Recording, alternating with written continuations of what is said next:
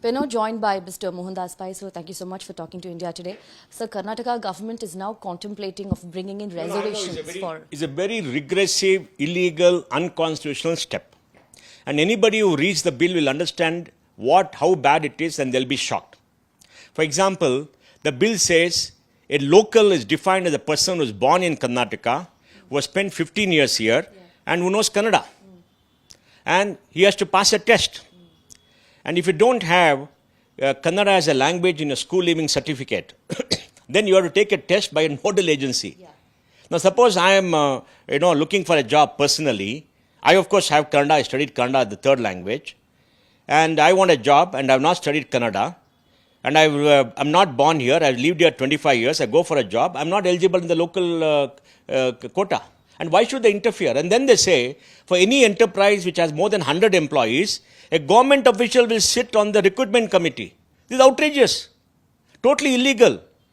And the same government a few days back said, we're going to have a policy for GCCs to improve employment. We want to go beyond Bangalore to other cities. We're going to incentivize them. They announced the big IT deal in November. And now they're coming with this. Who will come now? First of all, they spoiled Bangalore's reputation by not investing in Bangalore. We have a minister for Bangalore, who's a very powerful person. But what has happened in the last 1.5 years? Have we seen an improvement in the lives of Bangalore? No. Traffic has gone from worse. Corruption has increased again. Corruption has become much, much more in this new government. Everybody went up BJP for some 40%, which is not true. No, corruption is much more. And now they want to have inspectors going to every place and finding out who is doing what. They want to have these local violent people who went and beat up people for Kannada signboards to go everywhere. Yeah, I mean, what is happening to the state? Today, Karnataka has more jobs than people, Kannadigas. They must spend money on higher education. They must spend money on training people. They must spend more money on skill development. They're not doing all that. Instead of that, they will say, we'll pass a law and force you and will control you. Who will come? Karnataka is the richest state in India in per capita terms. GDP is around 28 lakh crores. Instead of giving good education, they're doing all this. See, we lost the EV industry. Karnataka, first state to have the EV policy. We lost it because they didn't. I was speaking to one big EV company the other day in Bombay, and that CFO told me that when they went to government, they didn't give them land, so they went to Tamil Nadu. This is how they treat them. This is the previous government, not this government. This government, the MB Patil, is trying to do something more, which is very good. But instead of developing the state, they create unnecessary controversy, and it will go to court, and the court will give a stay because it's unconstitutional. Haryana's whole thing has gone to court and been stayed, and court will ask them to withdraw the bill. But you see, what is the message they're sending? Instead of being proactive, creating jobs, helping people, they're trying to do this. I mean, I don't understand what they're trying to do to the state. So, but then the government would argue that when startups and industries, they come here, they acquire the benefits in terms of subsidies. So what benefit? Shouldn't the locals also equally benefit? First of all, what subsidies are they giving to startups? I've not seen any startup get any subsidy. That's all rubbish. What subsidies are they given? Tell me. Please tell me what are the subsidies they're given. You want anything from the government, you have to pay a bribe. There are no subsidies given to any of the startups who come here. What are they given? They come here, they hide people. When startups hide people, they don't see what gender you are. They don't see what language you speak. They don't see anything. All they do is, you have to pass a test and know that job. Then they give you a job. There is no discrimination against Kannadigas. People want more Kannadigas, more local people. But they have to be trained.